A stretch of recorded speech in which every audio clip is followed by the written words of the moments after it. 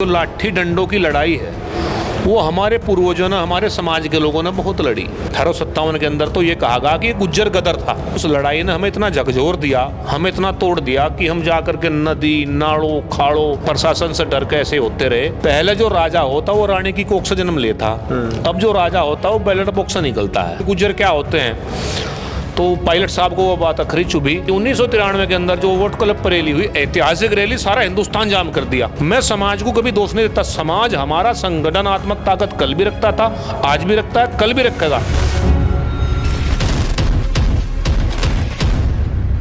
बात करें गुर्जर समाज की, कहीं ना एक दबंग छवि सामने आती है कि भाई गुर्जर समाज तो एक दबंग है। क्या वो कागजों में ही दबंग रह गया या वाकई दबंग है, या किस तरह से आप उसको देख रहे हैं कि वो छवि जो लोग हमारी बिगाड़ने की कोशिश कर रहे हैं वो गलत है, सही है, किस तरह से? देखो, इसमें बात ये है रविंदर जी, दो पहलू आ गए इसमें। एक तो दबंगता की और फिर आरोपित करने की। दबंगता की स्थिति है, जो लाठी डंडों की लड़ाई है वो हमारे पूर्वजों ने, हमारे समाज के लोगों ने बहुत लड़ी।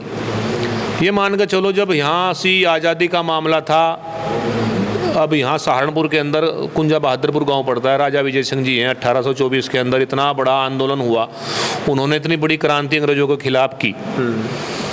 और दूसरी क्रांति धन सिंह कोतवाल जी ने मेरठ के अंदर घाट पांचड़े के अंदर की। वहाँ कितने लोगों को, जो गर्भवती महिलाएं थी उनको मार दिया गया, छोटे बच्चों को मार दिया गया और उनको तोप के मुंह से उड़ा करके, क्योंकि उसने बहुत, जब 1857 के अंदर तो ये कहा गया कि गुज्जर गदर था, गुज्जर गदर का नाम दिया गया। और उसी के बावजूद की स्थिति ये रही कि 1871 के अंदर एक कानून बनाया गया अंग्रेजों के द्वारा, गुज्जर, उसे काला कानून कहते, ट्राइब एक्ट का कानून बनाया गया, क्रिमिनल ट्राइब एक्ट का कानून बनाया गया कि 1871 में गुज्जर जाति को सारे को बागी घोषित कर दिया, आतंकवादी बना दिया अंग्रेजों के द्वारा बना दिया गया। और उसी संघर्ष की ये वजह रही कि गुज्जर जहाँ भी थे, अगर मैं इस गांव से छोड़ करके दूसरे रिश्तेदारी में जा रहा हूँ तो वहाँ की स्थिति रहती कि उस चौकी में सूचना देनी थाने में कि मैं फला नाम का आदमी, फला व्यक्ति फला जगह जा रहा हूँ, और वहाँ जा करके फिर आमंत्रण कराने की मैं फला जगह आ चुका हूँ, वहाँ के थाने को सूचित। तो ये हमारे पूर्वजों का मामला रहा। और ये संघर्ष जो हमने अंग्रेजों के खिलाफ किया, मुगलों के खिलाफ किया, ये सब उसी का परिणाम है। दबंगता तो हमारी इतनी रही, लेकिन हमारी मानसिकता को उस लड़ाई ने हमें इतना झकझोर दिया, हमें इतना तोड़ दिया कि हम जाकर के नदी नालों खाड़ों और सब जगह प्रशासन से डर के ऐसे होते रहे। और हिंदुस्तान आज़ाद हुआ 1947 के अंदर, लेकिन हिंदुस्तान का जो गुज्जर था वो 1952 में आज़ाद हुआ, 5 साल बाद वो कानून हटा।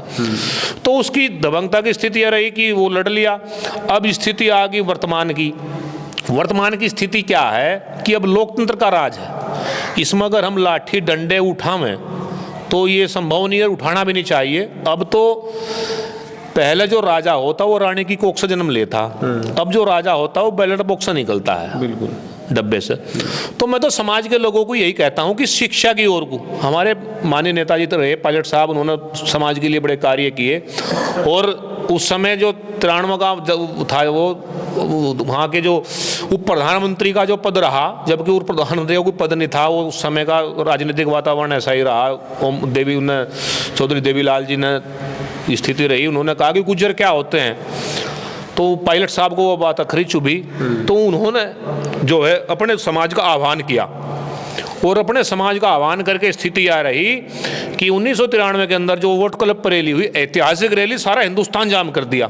तो समाज की जो संगठनात्मक ताकत है, ताकत तो बहुत बड़ी है, लेकिन उस ताकत को हम फिर जो संघर्ष करते हैं, आंदोलन करते हैं, जो उसका फिर हमारा जो आंतरिक विद्रोह होता है, आंतरिक जो ईर्ष्या बढ़ती है और जो उसको अमली जामा पहनावे वाली बात होती है, वो जो हमारा आंदोलन है वो कमज़ोर पड़ जाता है बाद में आकर के।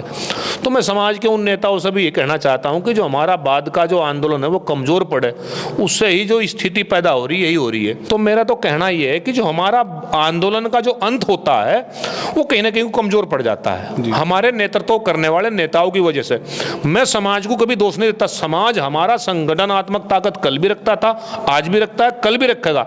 बस शर्तें नेताओं का काम है दिशा देने का। बिल्कुल। जब हमारे ही जो हमारा आवाम है, हमने नेता मान लिया, भाई हमारे नेता ये फला व्यक्ति हैं, और हमने तन मन धन उनके प्रति निछावर कर दिया, और वो हमारे सुख दुख के साथी ना बने, और हमें चला पता कि जिस नेता के हम पीछे लग रहे वो नेता किसी और के पीछे लग के चरण छू रहा, तो कहीं ना कहीं कुछ समाज में एक स्थिति पैदा होती है कि यार उसका मनोबल हमारे समाज का टूट जाता है, यार मैं तो इसका कर रहा, ये वहां जा रहा। तो अपने पार्टी में राजनीति समाज के नेताओं को करनी चाहिए, लेकिन समाज के माध्यम से अपना कद भी उन राजनीतिक पार्टियों के जो उलेमा बैठे हुए हैं, उनके जिम्मेदार बैठे हुए हैं, जो हाईकमान के लोग हैं, चाहे वो सपा के हों, बसपा के हों या बीजेपी के हों या कांग्रेस के हों, उन लोगों को दिखा देना चाहिए कि मेरा समाज मेरे पीछे और मेरे में ताकत यह है कि आप मुझे और मेरे समाज को सपोर्ट नहीं करोगे, राजनीतिक हिस्सेदारी नहीं दोगे।